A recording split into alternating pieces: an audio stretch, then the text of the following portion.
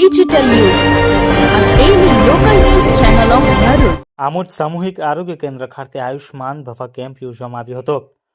આમોદ સામૂહિક આરોગ્ય કેન્દ્ર ખાતે આજરોજ આયુષ્માન કેમ્પનું આયોજન કરવામાં આવ્યું હતું, જેમાં ધારાસભ્ય દેવકિશોર સ્વામીએ દીપ પ્રાગટ્ય કરી કાર્યક્રમની શરૂઆત કરાવી હતી. તેમની સાથે ભરૂચ જિલ્લા આરોગ્ય અધિકારી ડોક્ટર GS દુલેરા પણ ઉપસ્થિત રહ્યા હતા. આ પ્રસંગે આમોદ તાલુકા ભાજપના પ્રમુખ દીપક ચૌહાણ, આમોદ શહેર ભાજપના મહામંત્રી પ્રમોદ પટેલ, આમોદ નગરપાલિકા સદસ્ય બીજલ ભરવાડ, રોગી કલ્યાણ સમિતિના સભ્યો ચંદ્રકાંત પટેલ, વૈભવ શાહ સહિતના આગેવાનો પણ ઉપસ્થિત રહ્યા હતા. આયુષ્માન કેમ્પમાં ભરૂચ સિવિલ હોસ્પિટલના 11 તજજ્ઞ તબીબોએ સેવાઓ પ્રદાન કરી હતી, જેમાં આમોદના નગરજનો સહિત આસપાસના ગામના લોકો પણ મોટી સંખ્યામાં ઉપસ્થિત રહ્યા હતા અને કેમ્પનો લાભ લીધો હતો.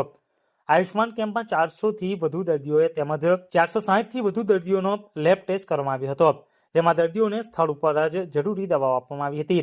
આમોદ સામૂહિક આરોગ્ય કેન્દ્રના તબીબ અધિક્ષક ડોક્ટર કિરણબેન મકવાણાએ જણાવ્યું હતું કે આજરોજ યોજાયેલા આયુષ્માન કેમ્પમાં મોટી સંખ્યામાં લોકોએ લાભ લઈ અમોને સહકાર આપ્યો હતો અને અમારી આરોગ્ય ટીમે સેવાઓ પ્રદાન કરી હતી. હું ડૉક્ટર કિરણ મકવાણા, ઇન્ચાર્જ સુપ્રિન્ટેન્ડન્ટ સામૂહિક આરોગ્ય કેન્દ્ર આમોદ. આજ રોજ અમારી હોસ્પિટલ, સરકારી હોસ્પિટલ આમોદ ખાતે આજે 9 જાન્યુઆરીએ આયુષ્માન આરોગ્ય કેમ્પનું આયોજન કરવામાં આવેલું હતું, જેમાં આપણા માનનીય ધારાસભ્ય શ્રી DK સ્વામી અને મુખ્ય જિલ્લા આરોગ્ય અધિકારી આપણા GS દુલેરા સાહેબ અને ભરૂચ સિવિલમાંથી 11 તજજ્ઞ જેવા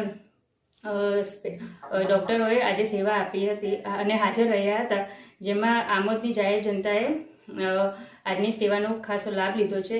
એમાં આજે અમારા સ્ટાફે અને જનતાએ બધાએ સારો સહકાર આપ્યો છે.